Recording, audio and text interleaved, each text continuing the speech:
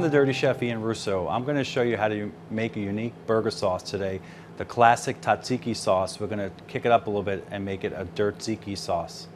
It's 1 ounce of chopped garlic, 2.5 pounds of Greek yogurt, 4 ounces of lemon juice, 1 teaspoon of dirty spice, 1 teaspoon of salt, 1 teaspoon of white pepper, a teaspoon of garlic powder, a half a teaspoon of onion powder, 2 cucumbers finely diced, 1 small onion diced.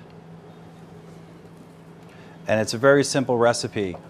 All I'm going to do is mix all the ingredients together.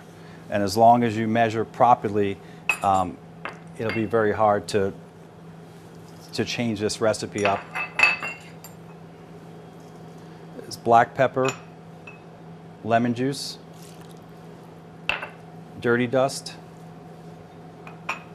the diced cucumbers, and then all I'm going to do is mix it all up. And you can see it's very fresh, it's light. There's cucumbers, lemon juice, yogurt. It's really delicious with a lamb burger, hamburgers, salmon burger, even a tuna burger.